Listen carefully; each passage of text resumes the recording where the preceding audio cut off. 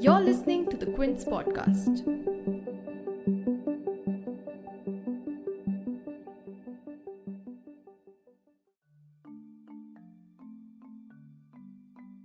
In big development in Karnataka politics, State Minister of Rural Development and Panchayat Raj, Eshwarappa, announced his resignation from office on 14th April after allegations of corruption and his alleged role in the suicide of a contractor surfaced. The news of Eshwarappa's resignation is huge given that it was not expected in the days after the allegations surfaced. Eshwarappa too had been defiant on the issue and even previously stated to media that there is quote-unquote no question of him resigning as a minister. His resignation comes on the heels of the death of Santosh Patil, a contractor involved in various government projects. Patil was found dead in a hotel in Udupi on 12th April, and in his final message that he purportedly sent to his friends, he named Eshwarappa as quote-unquote solely responsible for his death. Pertinently, Patil had also alleged that Eshwarappa harassed him for a bribe to clear the bills regarding some construction work, reportedly asking for a 40% bribe of the total cost of the project, which reportedly amounted to a whopping Rs 4 crore. The Udupi police has so far registered an FIR against Eshwarappa and two of his aides under Section 302 of the Indian Penal Code, which deals with abetment to suicide. Although the minister has denied the charges, his surprise resignation throws a new twist in the entire case, with the big question being, was he pushed to resign from office? We discussed the resignations on the case with the Quint South Bureau Chief Nikhila Henry and Nahid Ataullah, a senior journalist based in Bengaluru.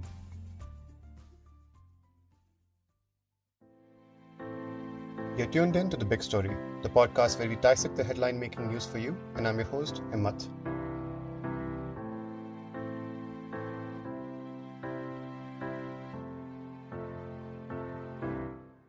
We dive straight into what we know so far about the resignation, which came around 7 p.m. on 14th April. In his resignation statement, Eshwarappa said the following: "I'm resigning to prevent embarrassment to the government. I'm confident that I will emerge clean from this issue. I have not done anything wrong. I thank all my party members and seniors. I will resign tomorrow." End quote. And the resignation comes as a big surprise because the BJP leadership in the state and at the national level remain defiant so far. Eshwarappa himself asserted that he will quote-unquote definitely not resign, and that quote-unquote if they are asking for my resignation, I won't give one. And just hours before the resignation as well, Karnataka Chief Minister Bommai had told NDTV that his cabinet colleague would not step down until the report of the preliminary inquiry was out. The Quint's Nikhila Henry fills us in on what we know so far about the resignation and its significance. Himmat, so far what we know is that Minister K.S. Eshwarappa held a press conference in Shivamogga and said that he will tender his resignation on Friday.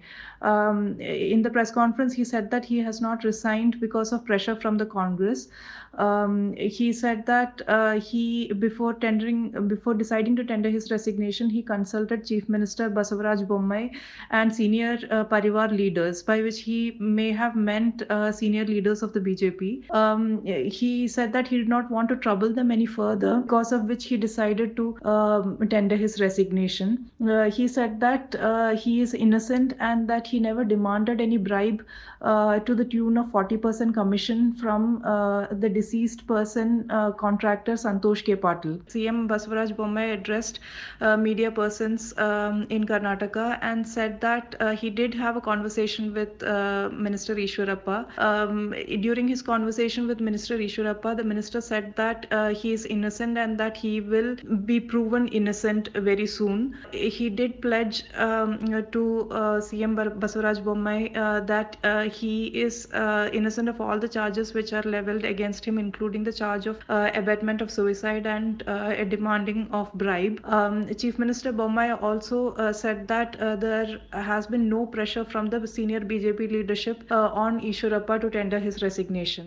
Now, let's turn back the clock a bit and understand what the charges and the allegations against Eshwarappa are exactly. The case involves a civil contractor, Santosh Patil, 37, who allegedly died by suicide. Patil, who hails from Belagavi, was missing since 11th April and his body was found in a lodge in Udupi by the police on 12th April. In a WhatsApp message which Patil purportedly sent to his friends, he named Eshwarappa and said that the minister was quote-unquote solely responsible for his death. Patil had earlier accused Eshwarappa of asking for a bribe of 40% of the total cost of the project, demanding a commission to the tune of Rs 4 crore for the construction of a road in Belagavi's Hegaldo village. As per a News Minute report, Patil alleged that he has been receiving threatening calls since he alleged the corruption charges and further alleged that Eshwarappa was harassing him through hired goons. Speaking to The Hindu, Patil said that he has paid the minister over Rs 15 lakhs in bribes to date. But Eshwarappa being in the storm of conspiracies is not new, according to Nahid Atullah, a senior journalist based in Bengaluru. She weighs in on the minister's reputation as a political leader and the allegations against him in the past. It's important for our listeners to note that this interview was recorded before Eshwarappa announced his resignation. Eshwarappa is basically a rabble-rouser, and this is what the BJP is looking for in some members of their party.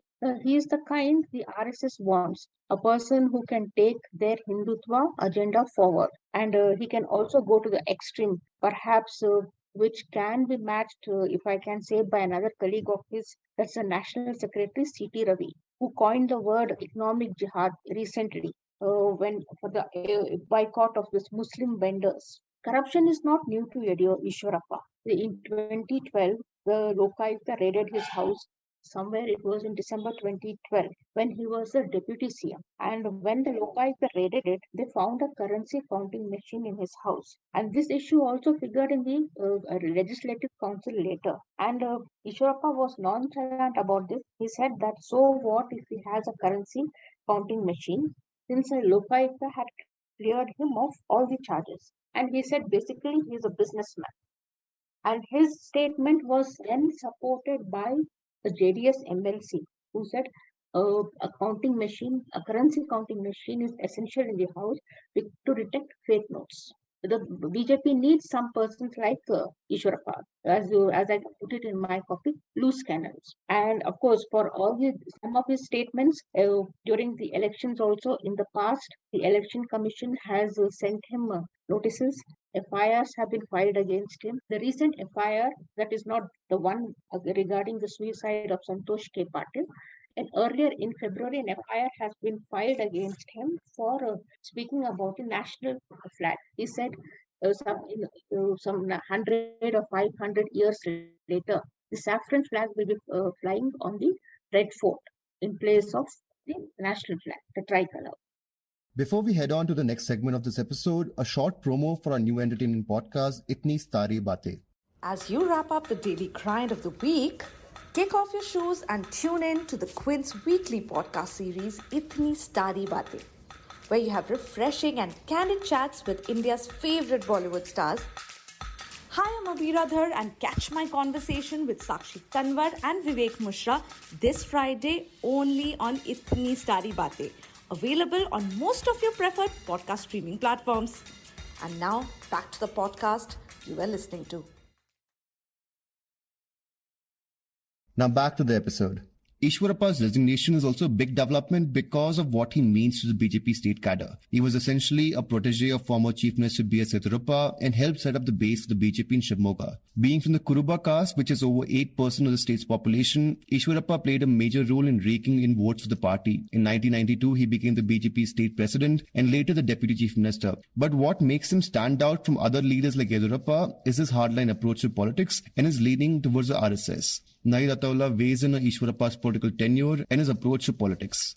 Eshwarappa on his own cannot be credited for mobilizing votes of the backward classes, which is one of the reasons why the BJP central leadership is delaying a decision on asking him to go in the present situation. But in fact, he was not known outside Shivamogga until he was made the state party president in 1992. Though he made his electoral debut to the assembly in 1989, it was only in 1992 when he was state party president, he started touring the state, and then when he could mobilize the workers. Eshwarappa belongs to the Kuruba community. That is a backward class community in Karnataka, and the population is close to approximately 8% of the total 6.11 crore population of the state. And the BJP sees him as the face of the party to counter Congress Siddaramaiah. Of course, Siddaramaiah is still today the undisputed leader of the backward classes. But the BJP's attempts to project Eshwarappa as the backward classes face, especially the Kuruba face, has not worked so far. And what he brings to the table, of course, on his own, he cannot mobilize votes, because in 2013, assembly elections as the deputy CM from Shivamogga, he lost. And not only did he lose, he came third in the position. as a deputy CM. So when he could not win from his own constituency, one cannot expect him to bring votes for the others also. And if for Shimoga, it was basically Yediyurappa who can be credited for building the party, which started from Shimoga and has spread to other parts of the state. In fact, when Yediyurappa stepped down as CM in July 2021, he recalled one incident about how he used to go on a bicycle alone with no one to support him to build the party. See, the basic difference between Yediyurappa and Eshwarappa is that Yediyurappa is seen as a moderate BJP man, the one who like A.B. Vajpayee, who was a BJP leader but who was seen as a moderate BJP leader. So, but as Eshwarappa, he can take things to extreme. Right? And this is what the RSS also wants. See, they want a person who can speak as an extremist, and which they cannot expect from Yediyurappa. And that is why we had Yediyurappa making that statement recently, saying that Muslims should be allowed to live with peace and dignity, when all these narratives were happening recently. So, of course, there is a streak of rebellion in Yediyurappa and also in Eshwarappa. So when Yediyurappa was asked to step down, and then after the Lokayukta report, that was in 2011, and there was the BJP central leadership did not support him. After he came out from jail, he formed his own party. He walked out of the party. The same kind of rebellion you can see in Eshwarappa also, when he tried to form this Sangoli Rayana brigade. That was supposed to be Sangoli Rayana was a trusted lieutenant of Kittu Rani Chennamma, who was the queen in Belgavi. So, that brigade was supposed to work for the uplift of Dalits and the backward classes. But somewhere the BJP leadership stepped in, admonished him, and now it has been disbanded. Of course, the BJP needs a hardliner to push their agenda for the 2023 elections, but they still have not found a person like Yogi Adityanath in Karnataka. So, but Eshwarappa is just which I have to repeat, is a rabble rouser. Yogi Adityanath can make statements, and those statements, even if a section of the voters may not agree, it will appeal to us. It was appealing to others. But Eshwarappa's statements will not go down the line.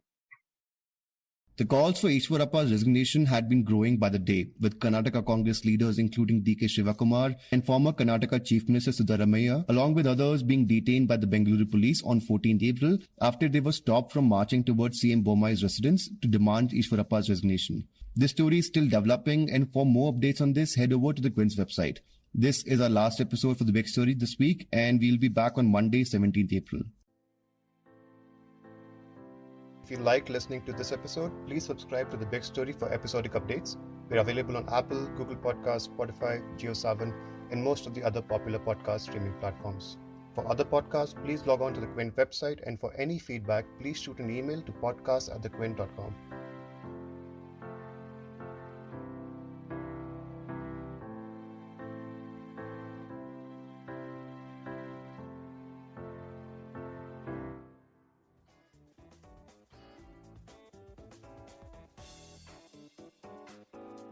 Thanks for listening.